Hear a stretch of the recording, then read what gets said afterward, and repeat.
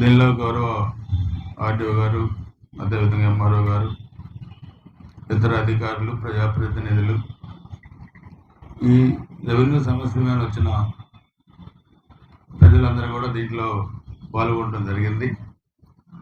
ముఖ్యంగా ఈ ఒక్క డిపార్ట్మెంట్నే మనం రివ్యూ పెట్టుకోవడంలో ప్రధాన కారణం 19-24 మధ్య వైసీపీ ప్రభుత్వం రెవెన్యూ పరంగా చేసిన అనేక రకాలైన సమస్యల్ని మనం పరిష్కారం చాలా వరకు చేస్తున్నప్పటికీ ఇంకా జటిలంగా మారిన కొన్ని సమస్యలు ఉన్నాయి. వాటిని అన్ని డిపార్ట్మెంట్స్ కాకుండా రెవెన్యూ డిపార్ట్మెంట్ ఒకటి మనం పెట్టుకొని సాధ్యమైనంత త్వరగా మనం వీటిని పరిష్కారం చేయడానికి మనకు ఈ సదస్సులు మనం మండలాల వారిగా కూడా మనం నిర్వహించుకుంటా ఉన్నాం. సో మనకి గుడ్డజాల, దాచేపల్లి ఆ 2 మండలాలు కూడా కంప్లీట్ చేయడం జరిగింది. ఈరోజు మన పిడుగురాల, రేపు మార్చవరం.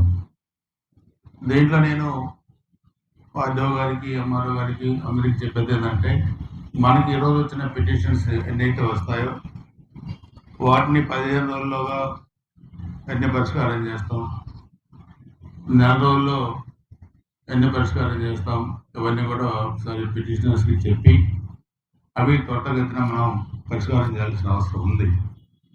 ఎందుకంటే 1 రోజు 2 రోజుల్లో అయ్యే పని ఎక్కువ రోజులు మనం ఆఫీసుల చుట్టూ తిప్పుకోవడం ద్వారా ప్రజలు అసౌకర్యానికి గురయ్యే అవకాశం కూడా ఉంది. అదేవిధంగా మీరు కూడా కింద విఆర్ఓల్ని, ఆర్ఐల్ని, లేకపోతే ఆఫీస్ సిబ్బందిని వాళ్ళందరినీ కూడా మీకు ఇన్స్ట్రక్షన్స్ ఇచ్చి ప్రజల వైపు నుంచి ఎక్కడ కూడా ఫిర్యాదులు రాకుండా, కంప్లైంట్స్ లేకుండా కూడా వాళ్ళతో పని చేయించే ఇది మీరు కూడా తీసుకోవాల్సిందిగా కోరుతా ఉన్నాం. ఎందుకంటే ఎక్కువ కూడా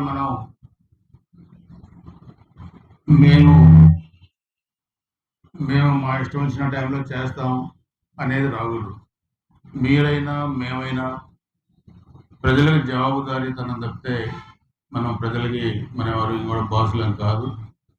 సో ప్రధానంగా నేను చెప్పేది రెవెన్యూ సమస్యల్లో ఆఫీసుల చుట్టూ ఎక్కువ తిరగడానికి వీలేదు. గ్రామాల్లో ఉన్న విఆర్ఓలు వాళ్ళు కూడా త్వరితగతిన సామాన్య ప్రజలకి అన్నిటి కూడా పరిష్కారం చేయాలి. ఇది ఈ రెవెన్యూ సదస్సుల ప్రధాన ఉద్దేశం.